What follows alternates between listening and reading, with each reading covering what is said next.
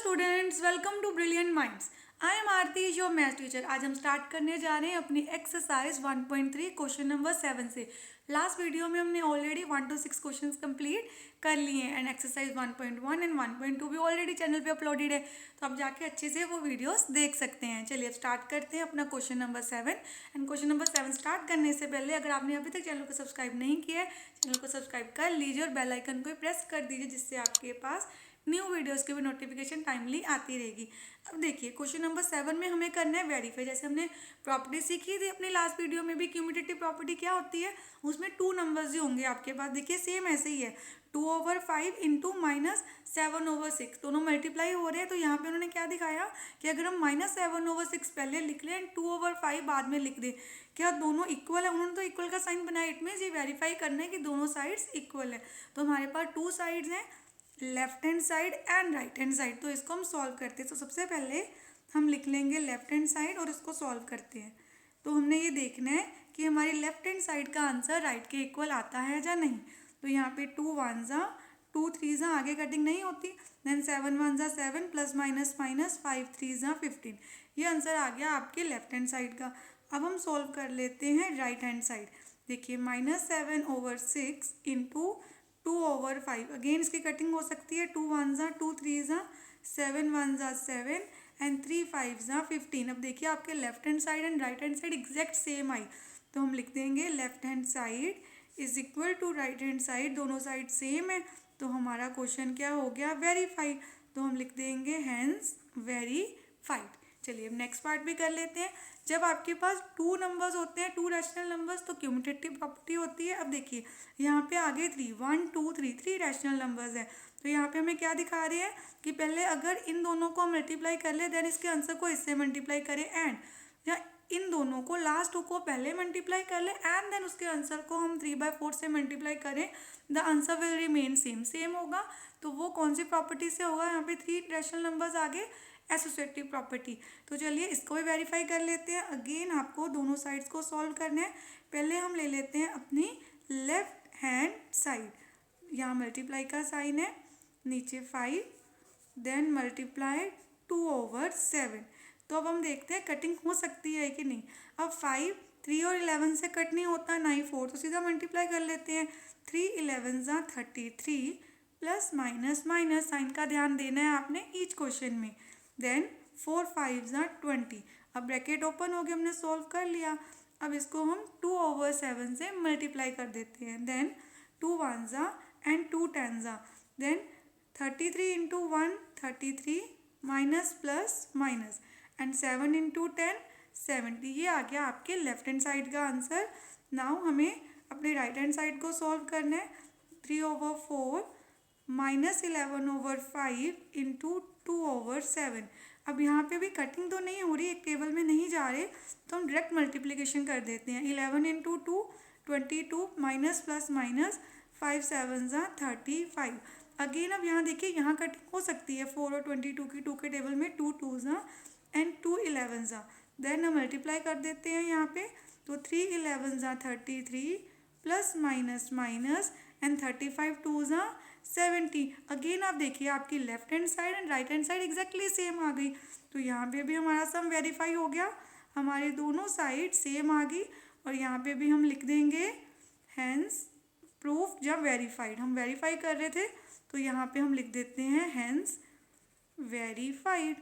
चलिए अब करते हैं क्वेश्चन नंबर 7 का थर्ड पार्ट। अब यहाँ पे हमें जो प्रॉपर्टी दी है वो हमारी डिस्ट्रीब्यूटिव प्रॉपर्टी। हमने सीखा था डिस्ट्रीब्यूटिव प्रॉपर्टी क्या होती है, जिसमें हम हमारे ब्रैकेट में जो 2 रैशनल नंबर्स होते हैं वो ऐड या सब्ट्रैक्ट हो सकते हैं, और बाहर वाला नंबर क्या होगा, इनसे मल्टीप्लाई। जैसे मैं 7/15 को इससे मल्टीप्लाई कर लूँ या इससे, आपका आंसर सेम रहेगा। यही हमें वेरीफाई करना है। अब देखिए हमने इसको सॉल्व कर लिया है। सिंपली वही ब्रैकेट को पहले सॉल्व करेंगे। 3 और 12 का एलसीएम 12 ही रहेगा। 12 को 3 से डिवाइड किया 4 4 2 जा 8 and 5 as it is, plus minus minus 8 में से 5 सब्ट्रैक्ट किए 3, देन 3 1 जा 3 4 जा 7 1 जा 7 माइनस प्लस माइनस एंड 15 4 जा 60। ये आ गई आपकी लेफ्ट हैंड साइड।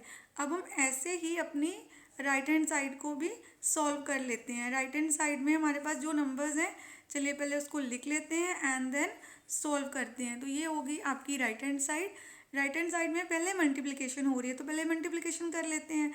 देन अब यहाँ देखिए कटिंग नहीं हो रही तो डायरेक्ट मल्टीप्लिकेशन, 7 2 ज़ा 14 माइनस प्लस माइनस 15 3 ज़ा 45 प्लस 7 5 ज़ा 35 माइनस माइनस प्लस 35 प्लस का हो गया। देन अब यहाँ पे हम पहले कटिंग भी कर सकते हैं, देखिए जहाँ कटिंग हो रही हो वो इजी हो जाता है तो पहले कटिंग कर लेते हैं। 5 1 ज़ा 5 3 ज़ा, देन यहाँ पे हम लिख देते हैं माइनस माइनस प्लस 7 1 ज़ा 7 एंड 12 3 ज़ा 36, क्योंकि थोड़ा हमारा नंबर रिड्यूस हो गया लोएस्ट टर्म में तो माइनस माइनस प्लस भी हो गया। अब आपको 45 एंड 36 का क्या लेना है, एलसीएम। अब हमारा एलसीएम आ गया 180, तो हम इसको सॉल्व करते हैं। 180 एज इट इज़, 180 को 45 से डिवाइड करेंगे तो आपके पास आ जाएगा 4। अब 4 को आपको क्या करना है, 4 को मल्टीप्लाई कर देना है 14 के साथ। देन आ गया 56 माइनस प्लस माइनस, देखिए क्योंकि हमने 14 को मल्टीप्लाई किया है माइनस 14 को 4 के साथ तो 14 4 ज़ा 56 माइनस प्लस माइनस, अपने साइन का भी ध्यान देना है। अब आपको क्या करना है, 180 को 36 के साथ डिवाइड कर देना है तो आपके पास 5 आ गया। 5 7 ज़ा 35। देन हम इन दोनों को सॉल्व कर देते हैं, माइनस प्लस माइनस 56 में से 35 को माइनस करेंगे तो हमारे पास आ गया 21, साइन ग्रेटर नंबर का आएगा, बड़े डिजिट का।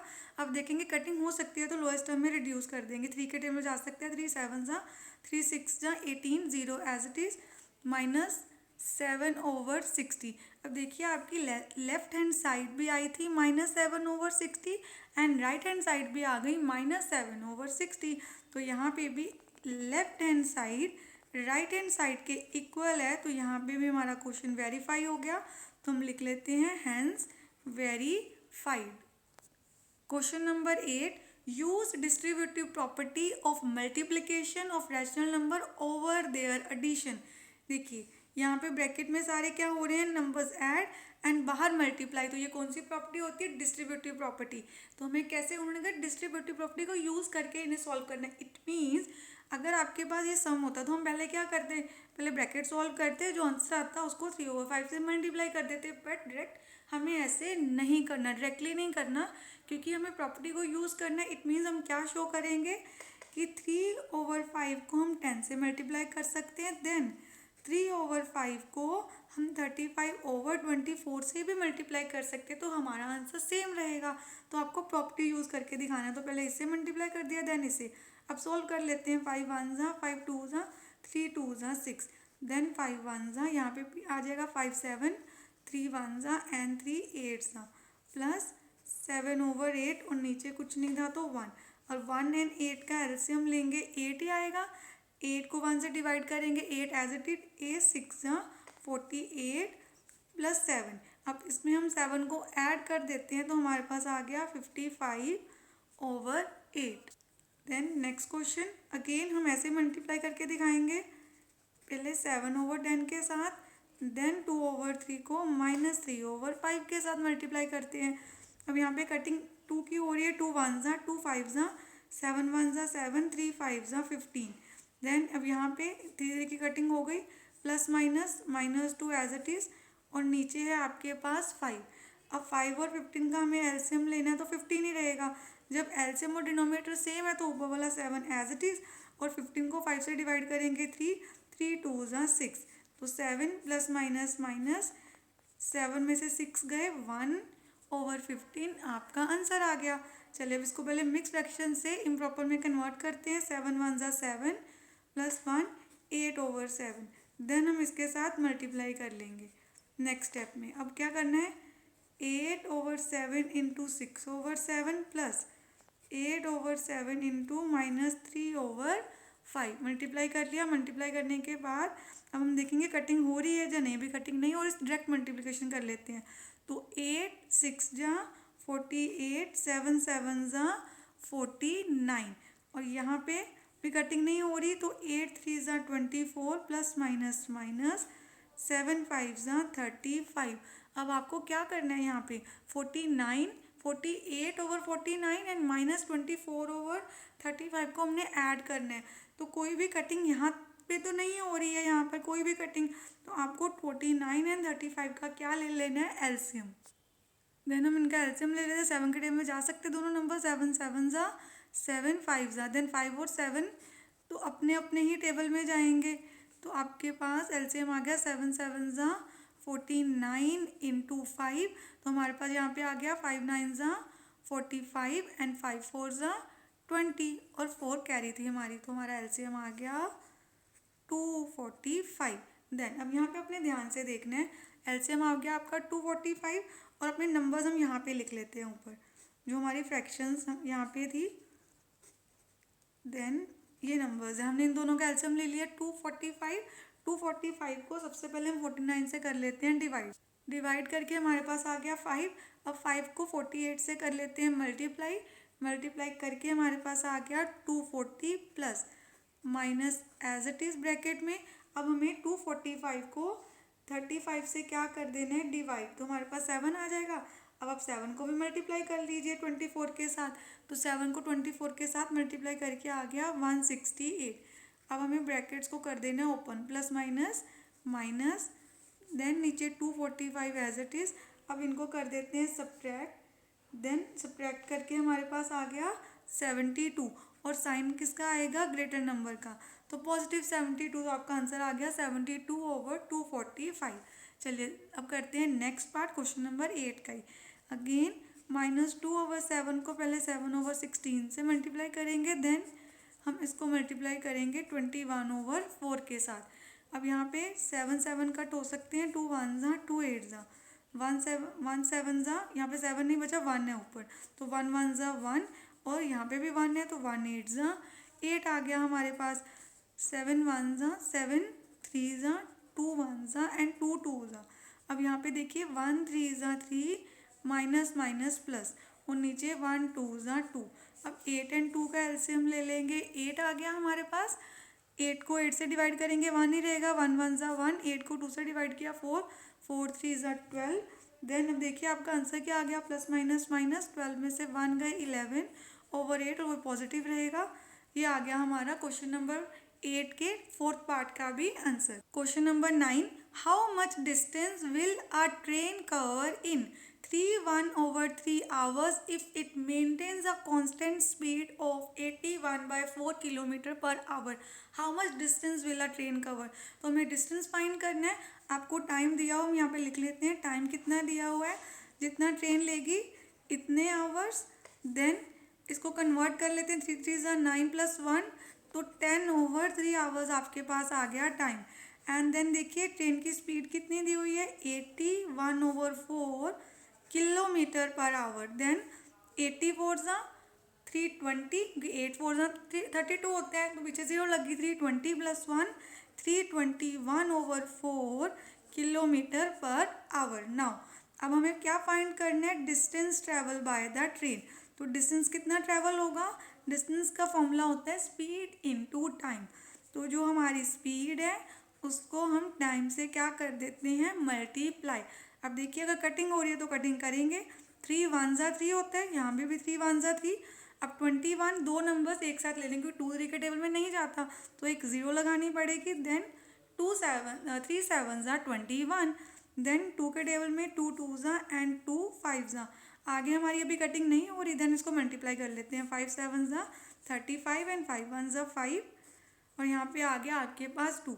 अब इसको हम कन्वर्ट कर लेते हैं मिक्स फ्रैक्शन, क्योंकि हमारे सारे क्वेश्चन ही मिक्स फ्रैक्शन में था, तो 2 2 ज़ा 4, देन अब यहाँ पे 2 6 ज़ा 12 एंड 2 7 ज़ा 14। तो आपकी मिक्स फ्रैक्शन क्या बन गई, 267 और यहाँ पे रिमाइंडर देखिए हमारा 1 है, 1/2 किलोमीटर, तो डिस्टेंस आ गया हमारा 267 1/2 किलोमीटर्स। चलिए अब स्टार्ट करते हैं question number 10, find the cost of 12 1/4 metre of cloth. हमें इतने क्लॉथ की कॉस्ट निकालनी है if 1 metre cost rupees this, 1 मीटर की कॉस्ट हमें दी हुई है। अब हमने यहाँ पे लिख लिया cost of 1 metre of cloth is ₹17 1/3, ये 1 मीटर की कॉस्ट है। तो हमें 12 1/4 मीटर की कॉस्ट फाइंड करनी है, तो हमें क्या करना है मल्टीप्लाई। जब हमें 1 की कॉस्ट दी होती है और हमें उससे ज़्यादा की मैनी की कॉस्ट फाइंड करनी है, तो हम कर देते हैं मल्टीप्लाई। सबसे पहले तो मिक्स फ्रैक्शन से इसको हम इम्प्रॉपर में कन्वर्ट कर लेते हैं, देन इसको सॉल्व करते हैं। तो यहाँ पे 17 3 ज़ा 51 प्लस 1 52/3, 12 4 ज़ा 48 प्लस 1 49/4। अब इसको हम सॉल्व कर लेते हैं, देखते हैं कटिंग हो रही है या नहीं। यहाँ पे कटिंग हो सकती है टू के टेबल में, 2 2 ज़ा एंड यहाँ पे क्या आ जाएगा हमारे पास 2 6 ज़ा 12 और यहाँ पे 2 2 ज़ा 4, देन अगेन 2 1 ज़ा एंड 2 13 ज़ा। देन अब यहाँ पे देखिए हमारे पास ऊपर रह गया 13 एंड 49 एंड नीचे 3 3 1 ज़ा 3। अब मल्टीप्लाई कर लेते 13 इंटू 49 एंड 3 से कर देते हैं डिवाइड। हमारे पास मल्टीप्लाई करके आ गया 637/3। अब इसको मिक्स फ्रैक्शन में कन्वर्ट कर लेते हैं। हमारा क्वेश्चन में मिक्स फ्रैक्शन में था 3 2 ज़ा 6, देन यहाँ पे 3 1 ज़ा 3, 3 2 ज़ा 6, तो 1 इज रिमाइंडर। आपका आंसर क्या आ गया? ₹212 1/3। अब हम स्टार्ट करते हैं question number 11। If the material required for making 1 table cloth is 2 1/4 metre, it means 1 table cloth को बनाने के लिए इतना क्लॉथ चाहिए। Find the length of the material that will be sufficient to make 14 table cloth. वैसे ही same 14 table cloth बनाने हैं तो हमें कितना मटेरियल चाहिए। अगेन हम मल्टीप्लाई कर देंगे, क्योंकि हमें 1 का पता है कि 1 के लिए अगर हमें टेबल क्लॉथ बनाना है तो कितना क्लॉथ लगेगा, 2 1/4 मीटर। हमें 14 टेबल्स के लिए बनाना है तो 14 से क्या कर देंगे, मल्टीप्लाई। अब यहाँ पे हम लिख लेते हैं material required for making 1 table cloth is this 2 1/4 metre. Material required for making 14 tables, तो मल्टीप्लाई कर देते हैं पहले मिक्स फ्रैक्शन से, इसको इम्प्रॉपर में बनाते हैं। तो 4 2 ज़ा 8 प्लस 1 9/4, देन 2 7 ज़ा 2 2 ज़ा 7 9 ज़ा 63/2 मीटर। आप इसको मिक्स फ्रैक्शन में कन्वर्ट करके लिख सकते हैं। तो 2 3 ज़ा 6, देन यहाँ पे क्या आ जाएगा आपके पास 2 1 ज़ा 2, तो आपका आंसर आ गया 31 1/31 1/2 मीटर। ये आ गया हमारा आंसर। चलिए अब करते हैं next question. The perimeter of an isosceles triangle is 18 centimetre. हमें आइसोसेलेस ट्रायंगल का पेरीमीटर ऑलरेडी दिया हुआ है। And if one of the equal side is this, then find the third side. देखिए जो आपकी आइसोसेलेस ट्रायंगल होती है उसकी 2 साइड सेम होती हैं। वो ये दोनों साइड सेम है और ये हो गई इसकी थर्ड साइड। तो थर्ड साइड हमें दे दी 5 थर्ड साइड हमें फाइंड करनी है। उन्होंने हमें क्या दिया, if one of the equal sides, दोनों इक्वल साइड्स में से एक दे दी, दूसरी की भी लेंथ सेम होगी। अगर ये 5 3/4 सेंटीमीटर है तो ये साइड भी 5 3/4 सेंटीमीटर ही होगी, क्योंकि उसकी इक्वल साइड सेम होती हैं। आइसोसेलेस ट्रायंगल में 2 साइड सेम होती हैं। अब हम लिख देते हैं सबसे पहले one of the equal sides, mean दोनों साइड्स की लेंथ सेम होगी। One of the equal side is equal to 5 3/4 centimetre. Then perimeter भी लिख देते हैं। पेरीमीटर कितना गिवन है हमें आइसोसेलेस ट्रायंगल का, 18 सेंटीमीटर। पेरीमीटर का फॉर्मूला होता है सम ऑफ ऑल साइड्स, मीन्स हमें तीनों साइड्स को ऐड करना है। तो ये आपको क्या करना है, थर्ड साइड फाइंड करने के लिए हमें क्या करना चाहिए, दोनों साइड्स को ऐड करके पेरीमीटर में से सब्ट्रैक्ट, क्योंकि 1 2 3 तीनों साइड्स को ऐड करके पेरीमीटर बनेगा। तो अगर हमें थर्ड साइड फाइंड करनी है, आप ऐसे भी ले सकते हैं, let the third side be x, जहाँ सीधा ही अगर हमें थर्ड साइड फाइंड करनी है हम ऐसे भी लिख सकते हैं, third side is equal to perimeter minus दोनों साइड्स का सम, और वो दोनों इक्वल साइड हैं तो सेम ही आ जाएगा। यहाँ पे 18 माइनस, फिर इसको सॉल्व कर लेते हैं, 4 5 ज़ा 20 23/4, और यहाँ पे भी आ गया 23/4। अब इसको सॉल्व करने के लिए एलसीएम सेम रहेगा, ऊपर वाले नंबर भी एज इट इज़। 18 माइनस यहाँ पे ऐड होके आपके पास आ गया 46/4। अब इसकी आगे कटिंग हो सकती है तो हम कर देते हैं, हो गई। देन 18 के नीचे 1 लगा लिया, 23/2, एलसीएम इज 2, यहाँ पे आ गया 36 माइनस 23। अब इसको सब्ट्रैक्ट कर देते हैं तो आपके पास आंसर आ गया 13/2, जिसको आप मिक्स फ्रैक्शन में 6 1/2 सेंटीमीटर लिख सकते हैं। तो हमारी थर्ड साइड कितनी आ गई, 6.5, 6 1/2 centimetre. Question number 13। A man had ₹90. He bought 2.5 dozen eggs at ₹22 3/4 per dozen. How much money is left with him total money a man had, उसके पास कितने रुपीज़ थे 90। अब कॉस्ट ऑफ 1 डजन एग्स, देखिए पर dozen means 1 dozen की cost कितनी है 22, 3/4, that is solve करके मिक्स फ्रैक्शन से इम्प्रॉपर में आ गया 91/4। अब हमें कॉस्ट चाहिए 2.5 डजन एग्स की। अगर 1 डजन की पता है तो 2.5 की निकालनी है, तो मल्टीप्लाई कर देते हैं हम यहाँ पे 91/4 मिक्स फ्रैक्शन को कन्वर्ट कर लेते हैं। 2 2 ज़ा 4 + 1 5/2। अब यहाँ पे इन दोनों की इससे कटिंग नहीं होती, तो ऊपर सीधा डायरेक्ट मल्टीप्लाई कर देते हैं हम। तो हमारे पास आ गया 5 1 ज़ा 5, 5 9 ज़ा 45 एंड नीचे 4 2 ज़ा 8। एंड हम इसको मिक्स फ्रैक्शन में कन्वर्ट कर सकते हैं, तो साइड में हम इसको मिक्स फ्रैक्शन में कन्वर्ट कर देते हैं। 8 यहाँ पे क्या हो जाएगा 8 5 ज़ा, अभी हमें फाइंड करना था मनी लेफ्ट, हमें कितनी मनी टोटल कॉस्ट है वो नहीं फाइंड करना, मनी लेफ्ट करना है। तो हमें इसकी भी कोई नीड नहीं है फाइंड करने की, हम पहले मनी लेफ्ट करते हैं। तो हम यहाँ पे लिख देते हैं मनी लेफ्ट विद हिम। अब उसके पास कितने पैसे वापस बचे, कैसे आएगा 90 में से माइनस कर देते हैं 455/8। अब यहाँ पे हमें क्या लेना पड़ेगा एलसीएम, देन अब एलसीएम 8 को 1 से डिवाइड करेंगे 8 ही आ जाएगा, तो 8 9 ज़ा 72। अब हम इन दोनों को माइनस कर देते हैं, तो 720 में से 455 माइनस करके हमारे पास आ गया 265/8। अब आप इसको मिक्स फ्रैक्शन में कन्वर्ट कर दीजिए। तो सबसे पहले 8 3 ज़ा 24, देन अगेन 8 3 ज़ा 24। तो हमारा आंसर आ गया 33/1/8 रुपीज़। इतने पैसे उसके पास बाकी रह गए। Question number 14, Mrs Khosla purchase 1/2 kg of mangoes eight a rate of 25 3/4 पर kg। It means cost of 1 kg of mangoes is rupees this and cost of 2.5 kg of mangoes कैसे आएगी मल्टीप्लाई करके। तो ये मिक्स फ्रैक्शन को पहले हमने convert कर लिया इम्प्रॉपर में, अब इसको इससे मल्टीप्लाई कर देते हैं। यहाँ पे हमारे पास क्या आ जाएगा 103/4, 2 2 ज़ा 4, 5/2। अब कटिंग नहीं हो रही, डायरेक्ट मल्टीप्लिकेशन कर देते हैं। 5 3 ज़ा 15, 5 1 ज़ा 5 एंड नीचे 8 आ गया। Then 1/3/4 kg of grapes at a rate of 15.5 पर kg। अब 1 kg ग्रेप्स कितने के हैं 15, 1/2, इसको भी सॉल्व कर लेते हैं मिक्स फ्रैक्शन से इम्प्रॉपर में 31/2 एंड इसको भी हम सॉल्व कर लेते हैं। अब हमें चाहिए cost of 1/3/4 kg of grapes. तो सबसे पहले हम इसको मिक्स फ्रैक्शन से इम्प्रॉपर में लिखते हैं। 4 1 ज़ा 4 + 3 7/4, देन 7 1 ज़ा 7 3 ज़ा 21 एंड नीचे आ गया 8। अब आपको बताना है how much money did she spend.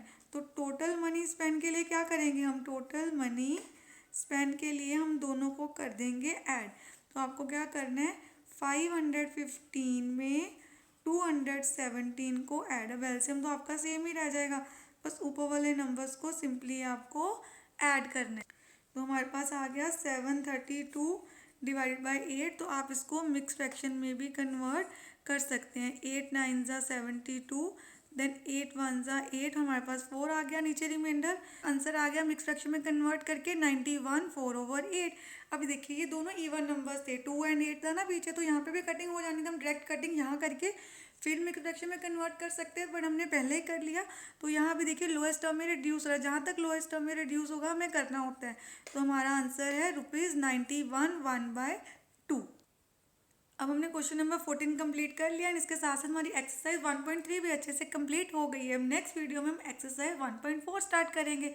अगर आपको वीडियो अच्छी लगे तो please like share subscribe press the bell icon, जिससे आपके पास न्यू वीडियोज़ की भी नोटिफिकेशन टाइमली आती रहे। Thank you for watching.